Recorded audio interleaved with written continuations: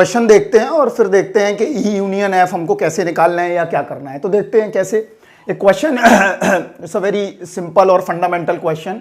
N integer is chosen at random from 200 positive integers, that's a market 200 positive integers.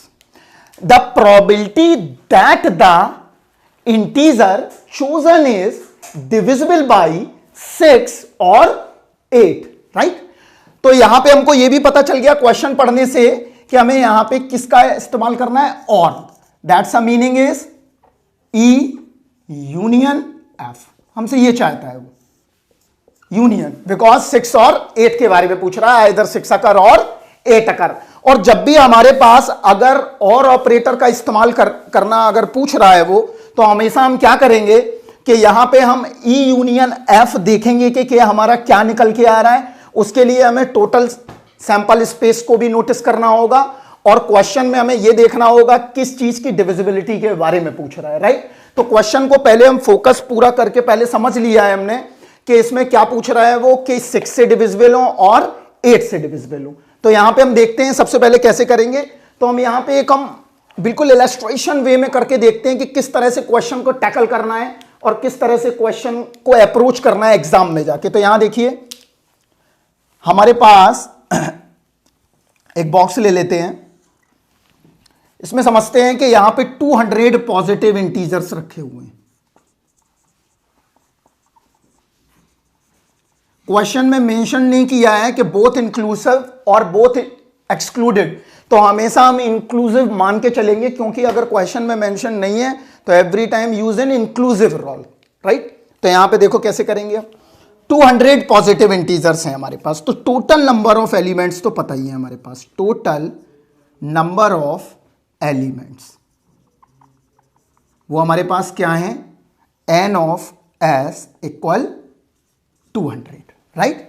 N of S equal 200, the total number of sample space is 200। हमारे पास ये total number of sample space है।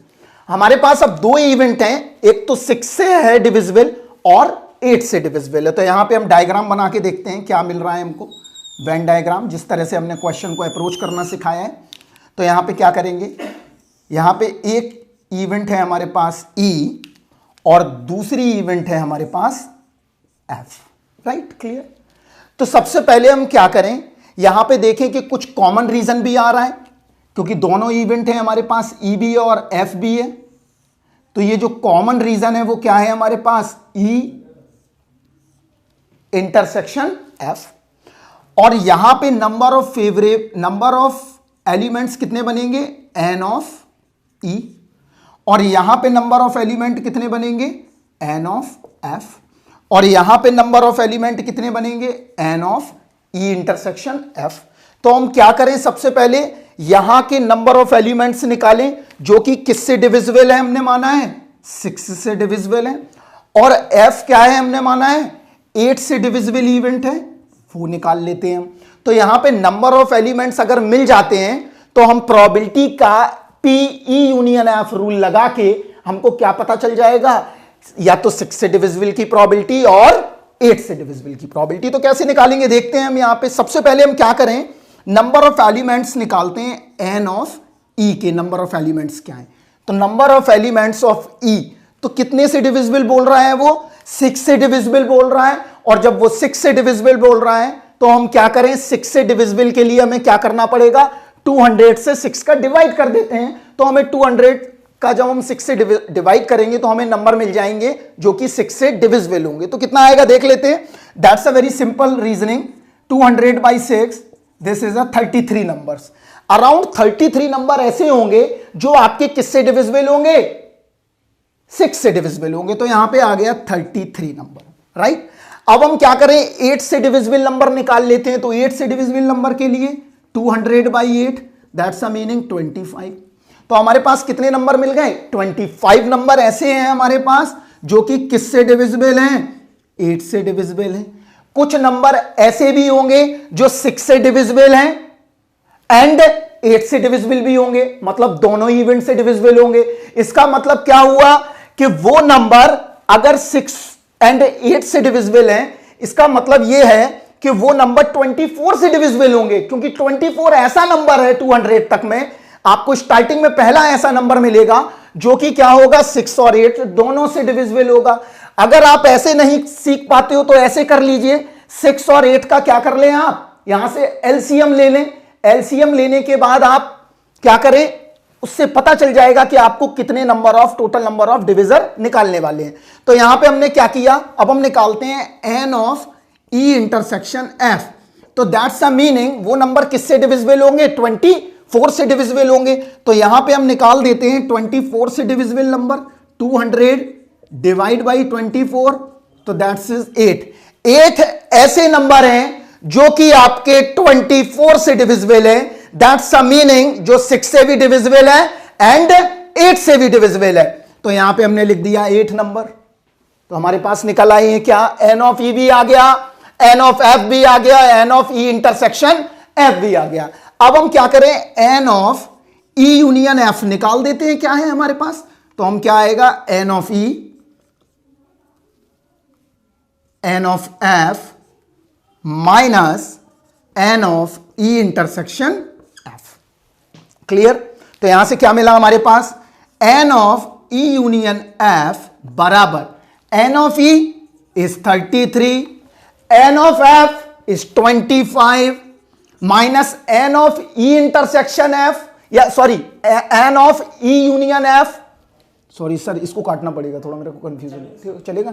N of E intersection F, this the number is total 8। तो यहां पे हमने total number of elements निकाल लिए ई यूनियन एफ के, कितने आए हमारे पास 50 नंबर। 50 नंबर ऐसे हैं या तो आइदर ई से डिविजिबल होंगे और एफ से डिविजिबल होंगे। अब हम क्या करना है हमको, कि अब हमको प्रोबेबिलिटी चाहिए 6 और 8 से डिविजिबल की। तो यहां देखते हैं कैसे निकालेंगे 6 और 8 से डिविजिबल। तो हमारे पास क्या आया, probability of E union F बराबर number of favourable outcome, that's a meaning this is number of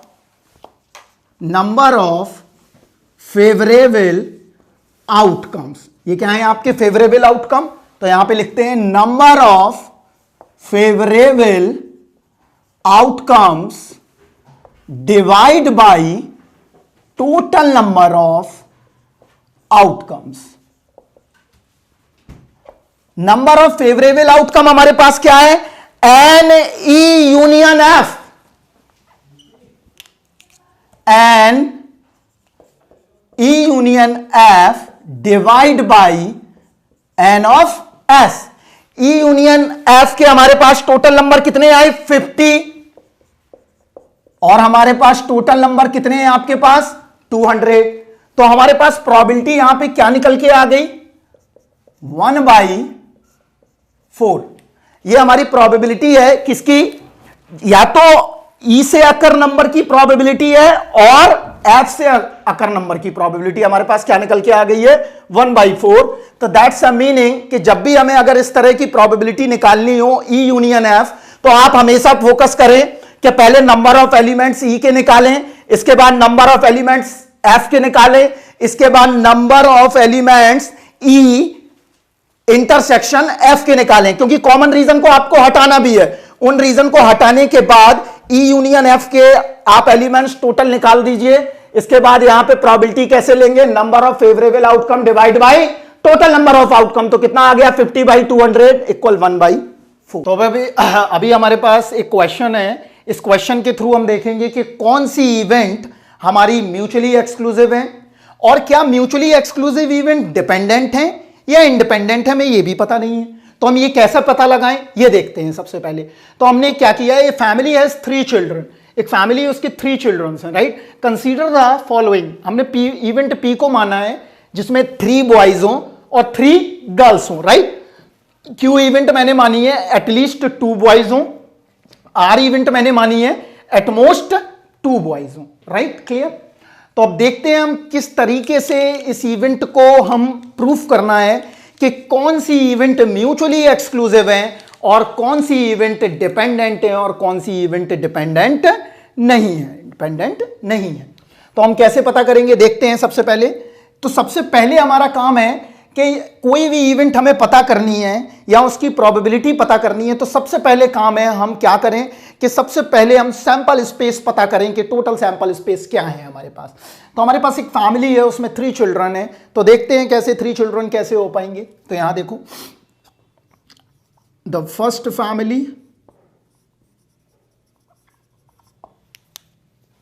तो हम बना लेते हैं यहां पे sequence B G is boy girl, boy girl is boy girl, boy girl, boy girl, boy girl and boy girl. तो हमने क्या किया, अब यहां टोटल सैंपल स्पेस निकालते हैं, B B B B B G B G B B G G G B B G B G G G B G G G. हमारे पास टोटल सैंपल स्पेस क्या है, 8 sample space. This is called 8 sample space, right. हमारे पास total sample space कितने हैं, 8 sample space आ गए। हमने क्या किया, ट्री डायग्राम के थ्रू हमने ये पता कर लिया कि हमारे पास टोटल सैंपल स्पेस क्या आने वाले हैं। तो अब देखते हैं, तो इवेंट बनाते हैं। पहली इवेंट क्या बोला है कि उसमें 3 लड़के होने चाहिए और 3 ही लड़कियां होनी चाहिए, right. This is the 3 boys and 3 girls. तो यहां पे बनाते हैं इवेंट पी। तो इवेंट पी क्या क्या बनेगा देखते हैं। 3 बॉयज चाहिए और 3 गर्ल्स चाहिए। तो 3 बॉयज और 3 गर्ल्स किसमें, आइदर ये केस हो सकता है और एक ये केस हो सकता है। तो यहां पे लिखते हैं, मार्क करते हैं number B B B G G जी, ये आ गया हमारे पास, क्लियर। उसमें बोला है इवेंट्स क्यू क्या है, देखते हैं इवेंट्स क्यू। तो events Q is at least 2 boy. At least का मतलब क्या है, that's a meaning is at least. At least मतलब मिनिमम 2 लड़के तो होंगे ही और 2 से ज्यादा भी हो सकते हैं। 2 लड़के होंगे और 2 से ज्यादा हो सकते हैं। तो हम क्या करें, 2 लड़के हैं 2 से ज्यादा, तो 2 लड़के या तो यहां मिल रहे हैं या यहां मिल रहे हैं या यहां मिल रहे हैं। तो हम लिख लेते हैं बी बी बी, यहां भी मिल रहे हैं क्योंकि 3 है यहां पे, 2 या 2 से ज्यादा लड़के हो सकते हैं। तो B B B B B G B G B G B B, ये हो गया हमारे पास। अब उसने क्या बोला है, आर में, आर इवेंट के लिए एटमोस्ट 2 बॉय। एटमोस्ट का मतलब क्या है, मैक्सिमम 2 लड़के हो सकते हैं। तो या तो एक भी लड़का नहीं होगा या एक लड़का होगा या 2 लड़के होंगे। तो एटमोस्ट के लिए हम क्या कर सकते हैं, आर। तो देखते हैं क्या आएगा एटमोस्ट। आर के लिए क्या क्या है, मिनिमम या तो एक लड़का होगा या एक भी लड़का नहीं होगा या 2 लड़के होंगे। तो 3 लड़के वाला केस हम हटा सकते हैं। तो 3 लड़के वाला केस कौन सा है, ये वाला है। और सब में क्या है, ये वाला केस छोड़ देंगे। तो बचे कितने केस हमारे पास, ये वाले केस। तो क्या हुआ, B B G B G B B G G G B B G B B and G B G and G G B.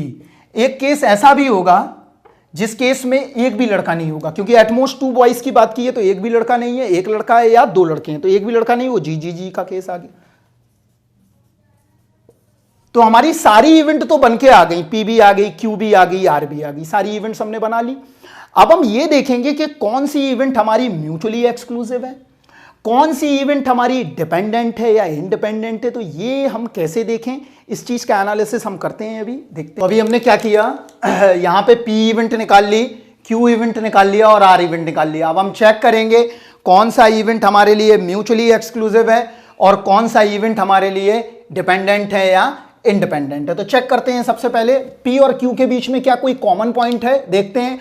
अगर कोई कॉमन पॉइंट आ गया तो इसका मतलब पी और क्यू क्या हो जाएंगे, म्यूचुअली एक्सक्लूसिव नहीं रहेंगे। अगर कोई भी कॉमन पॉइंट नहीं मिला तो हमारी वो पेयर ऑफ इवेंट्स क्या हो जाएंगी, म्यूचुअली एक्सक्लूसिव इवेंट हो जाएंगी। तो यहां पे देखते हैं, probability of P intersection Q, this is called a common point. तो कॉमन पॉइंट हमने क्या सीखा था? अगर मैं म्यूचुअली एक्सक्लूसिव की बात करूं तो एक बार रिफ्रेश कर देता हूं आपको, अगर आपने पुराना वीडियो नहीं देखा है तो ये P है और ये क्या है हमारे पास Q, और दोनों इवेंट तभी म्यूचुअली एक्सक्लूसिव होंगी जब P ऑफ Q का जो इंटरसेक्शन है वो हमें क्या मिलना चाहिए, फाई और 0।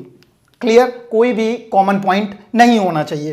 तो अब यहां देखते हैं कॉमन पॉइंट क्या है, B B B G G जी। यहां यस कॉमन पॉइंट मिल रहा है, बी बी बी हमारा P में भी है और बॉय बॉय बॉय हमारा किसमें है, गर्ल में भी है, सॉरी Q इवेंट में भी है। तो कितना आ गया 1/8, बिकॉज टोटल सैंपल स्पेस क्या है हमारे पास 8, तो यहां पे प्रोबेबिलिटी क्या आ गई 1/8, because total sample points. Is that clear? अब हम देखते हैं Q और R के बीच में क्या है, कुछ Q इंटरसेक्शन R देखते हैं। यहां Q और R के बीच में B B B G 1 या कॉमन मिल गया, यहां पे B G B ये भी कॉमन मिल गया और G B B भी कॉमन मिल गया। तो हमारे पास 3 पॉइंट कॉमन आ गए। तो हम कह सकते हैं कि ये 3 कितना हो गया 8। क्लियर? अब हम देखते हैं दूसरा पेयर R और P इंटरसेक्शन R। क्या यहां पे कॉमन पॉइंट है? यस, यहां कॉमन पॉइंट आ रहा है, क्या है G G G, और यहां पे भी क्या है G G और G। तो इसका मतलब यहां पे भी क्या आ गया 1/8। तो हमने ये तो पता कर लिया कि यहां पे सारे में हमें कुछ ना कुछ कॉमन पॉइंट मिल रहा है। इसका मतलब P Q Q R P R ये सारी इवेंट कैसी होंगी, म्यूचुअली एक्सक्लूसिव नहीं होंगी। इसका मतलब P Q R not mutually exclusive events, and the next thing is Q and R are not mutually exclusive event, then R and P is not mutually exclusive event।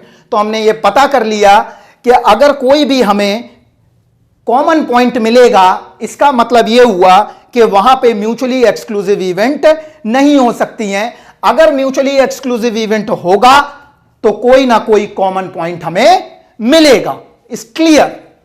ये पता कर लिया कि P और Q भी mutually exclusive नहीं है और Q और R भी म्यूचुअली एक्सक्लूसिव नहीं है और R P भी म्यूचुअली एक्सक्लूसिव नहीं है। इसका मतलब यह हुआ कि अगर हमें दो इवेंट के बीच में कोई भी कॉमन पॉइंट मिलता है तो वहां पे म्यूचुअली एक्सक्लूसिव इवेंट्स नहीं होती हैं। ये हमने इस क्वेश्चंस के माध्यम से देखा और फंडामेंटली सीखा।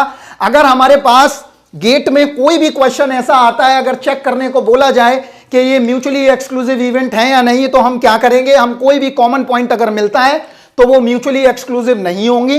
अगर कॉमन पॉइंट हमारे पास है तो वो म्यूचुअली एक्सक्लूसिव नहीं है, अगर नहीं है तो वो म्यूचुअली एक्सक्लूसिव है। तो इसका मतलब क्या हुआ, P Q and R are pairwise not mutually exclusive events. Is clear? अब हम ये चेक करना है, ये तो हमने पता कर लिया कि कोई भी पेयर ऐसा नहीं है जो म्यूचुअली एक्सक्लूसिव हो। तो यहां पे क्या आ गया हमारा नॉट। हमको ये तो आंसर मिल गया कि P Q Q R और R P म्यूचुअली एक्सक्लूसिव नहीं है, क्योंकि हमने P intersection Q 1/8, Q intersection R 3/8, R intersection P 1/8 निकल आया। अब हम ये चेक करें कि ये इवेंट हमारी डिपेंडेंट है और इंडिपेंडेंट है, और हम ये भी चेक करें क्या म्यूचुअली एक्सक्लूसिव इवेंट डिपेंडेंट होती हैं या इंडिपेंडेंट होती हैं। It is a very big question और कंफ्यूजन कि लोग समझते हैं कि म्यूचुअली एक्सक्लूसिव इवेंट्स जो है बेसिकली इंडिपेंडेंट इवेंट्स है, बट ऐसा शायद ना हो। ये हम अभी क्वेश्चन में देखेंगे और एनालॉजी से ये समझ जाएंगे कि कोई जरूरत नहीं है कि म्यूचुअली एक्सक्लूसिव इवेंट हमेशा डिपेंडेंट होंगी या इंडिपेंडेंट होंगी। ये अभी हम यहां पे पता कर लेंगे। तो यहां पे देखते हैं, यहां पे हमको पता है कि probability of P intersection Q बराबर probability of P and probability of Q। This is the meaning of independent case. अभी मैंने प्रीवियस लेक्चर्स में ये बताया भी है कि इंडिपेंडेंट केस में हम दोनों प्रोबेबिलिटीज का इंडिविजुअली मल्टीप्लाई कर देते हैं। क्लियर है? Probability of P intersection Q बराबर probability of P and probability of Q। तो अब हम क्या करें, यहां से प्रोबेबिलिटी ऑफ P निकाल लें, यहां से प्रोबेबिलिटी ऑफ Q निकाल लें और यहां से प्रोबेबिलिटी ऑफ R निकाल लें। तो निकाल देते हैं यहां से। Probability of P is number of favourable is 2 divided is 1/4। Probability of Q is number of favorable is 4 divide by 8 is 1/2 and probability of R is 7/8 because 7 is a favorable outcome divided by total number of possible outcome. Then check it कि this is case is dependent or independent. तो probability P intersection Q is given 1/8. Then probability of P is 1/4 and probability of Q is 1/2. So this case is probability of P into probability of Q बराबर 1/4 into 1/2 equal 1/8। इसका मतलब ये हुआ कि जो event हमारी mutually exclusive नहीं थी, लेकिन यहां पे वो इवेंट कैसी निकल आई है, independent. Clear? This is 1/8 is P into Q and P intersection Q is already 1/8. This is R equal. तो this case is P and Q are independent events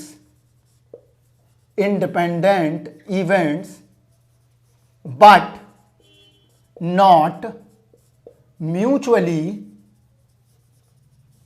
exclusive. Clear? जो इवेंट यहां पे independent नहीं थी, जो sorry यहां पे sir रुको, वो हो जाएगा ना? अच्छा ठीक है ठीक है। यहां पे P और Q कैसी इवेंट है, इंडिपेंडेंट इवेंट है, लेकिन वो म्यूचुअली एक्सक्लूसिव नहीं है। इसका मतलब ये हुआ कि कोई जरूरी नहीं है कि बच्चे ऐसा ना समझें कि यहां पे अगर हमने दो यहां पे अलग अलग इवेंट बना दिए हैं, E यहां बना दिया और F यहां बना दिया, इसका मतलब ये नहीं है कि ये दोनों क्या है, इंडिपेंडेंट है। क्यों? क्योंकि यहां पे हमें पता चला एक रेगुलर लाइफ की प्रॉब्लम लेके कि यहां पे P और Q तो इंडिपेंडेंट तो हैं बट म्यूचुअली एक्सक्लूसिव नहीं है। That's a clear. हमने क्या देखा कि P और Q इंडिपेंडेंट इवेंट्स तो हैं, तो यहां पे लिख सकते हैं P और Q आर इंडिपेंडेंट इवेंट्स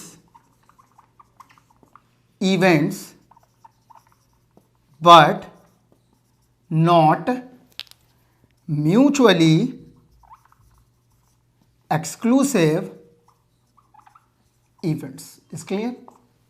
अब हम देखते हैं क्या Q और R ऐसी इवेंट हैं जो म्यूचुअली एक्सक्लूसिव तो नहीं है, क्या इंडिपेंडेंट हो सकती हैं? Let's try. तो देखते हैं यहां पे प्रोबेबिलिटी Q इंटरसेक्शन R बराबर probability of Q into probability of R। Because ये Q और R कैसी इवेंट है, अगर इंडिपेंडेंट है तो हमें चेक करने के लिए क्या करना पड़ेगा, probability of Q into probability of R का मल्टीप्लाई अगर हम करके देखें और probability of Q intersection R के बराबर आ जाता है तो हम कहेंगे कि हमारी Q और R इंडिपेंडेंट इवेंट है। अगर बराबर नहीं आया तो वो इवेंट कैसी हो जाएगी, वो डिपेंडेंट के केस में चली जाएगी। तो देखते हैं यहां पे probability of Q is 4/8 and probability of R is 7/8। Then multiply is probability of Q and probability of R बराबर 4/8 into 7/8। This is called a 28/64. Is clear? Then 28/64 is not equal to 3/8. Probability Q intersection R is not equal to probability of Q and probability of R. इसका मतलब ये हुआ कि Q और R are not independent events. तो कोई जरूरी नहीं है कि पहले केस में हमने देखा था कि इंडिपेंडेंट तो थी बट म्यूचुअली एक्सक्लूसिव नहीं थी, लेकिन यहां क्या है, इंडिपेंडेंट भी नहीं है और म्यूचुअली एक्सक्लूसिव भी नहीं है। क्लियर है? हम चाहे तो तीसरे केस में भी हम ऐसी जनरली चेक कर सकते हैं कि R और P कैसी इवेंट होंगी या कैसी नहीं होंगी। तो ये आप लोग चेक करिए घर पे अपने, अगर कोई भी यूट्यूब से देख रहा है तो वो चेक करे कि R और P भी कैसी इवेंट हैं या कैसी इवेंट नहीं है, वो इंडिपेंडेंट बनती हैं या नहीं बनती हैं। तो ये मैं आप पे छोड़ देता हूं, डू योरसेल्फ। क्लियर?